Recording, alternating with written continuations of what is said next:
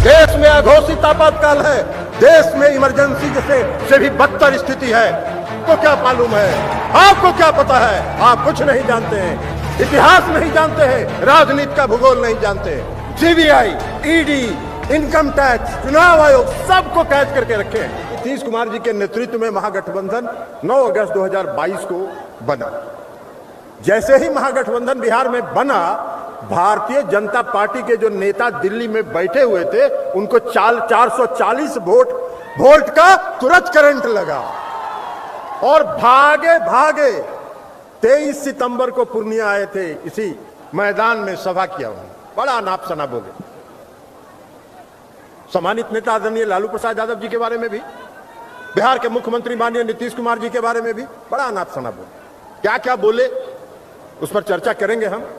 लेकिन अभी आज भी आए हैं आज भी आए हैं वाल्मीकि नगर, और वाल्मीकि नगर में उतरने के साथ उन्होंने कहा है कि नीतीश कुमार जी को हर 3 महीने में प्रधानमंत्री बनने का सपना आता है। अमित शाह जी, आप देश के गृह मंत्री हैं, आप देश के गृह मंत्री हैं।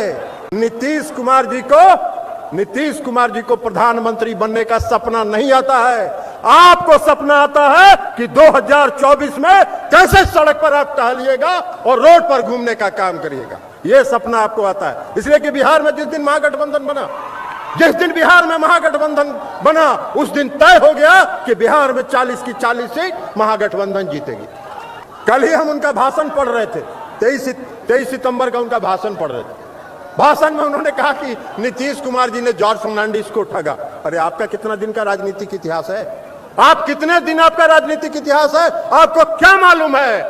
जब जॉर्ज फर्नांडिस साहब मुजफ्फरपुर से चुनाव हार गए तो नीतीश कुमार जी ने उनको राज्यसभा में भेजने का काम किया। भारतीय जनता पार्टी ने नहीं भेजा था।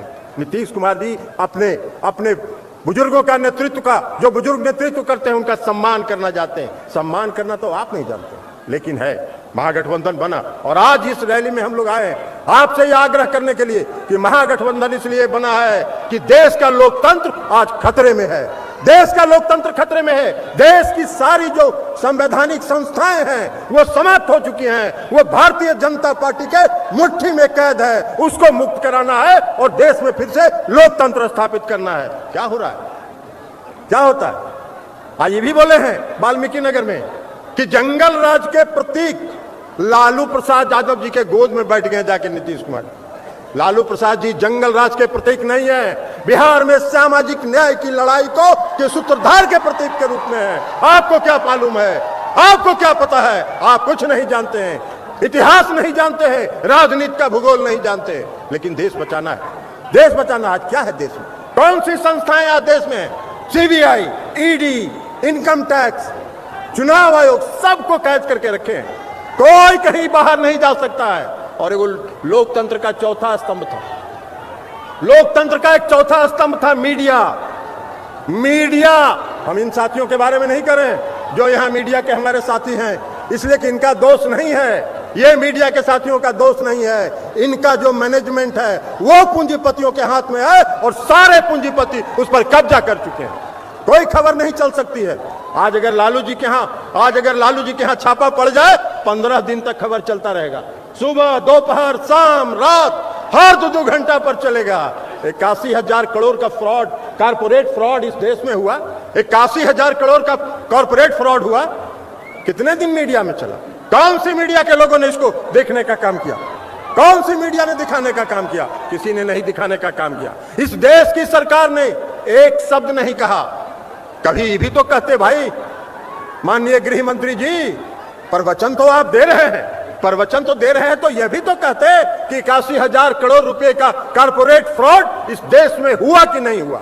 आप यह भी तो कहते कि अगर हुआ है तो हम उसकी जांच कराएंगे, दोषियों को दंडित करेंगे। किसका पैसा गया? किसका पैसा गया? ये लोगों का पैसा गया, इन लोगों का पैसा गया, देश की जनता का पैसा गया। लाखों करोड़ रुपया जो जीवन बीमा निगम में, LIC में जो लोगों ने इन्वेस्ट किया है।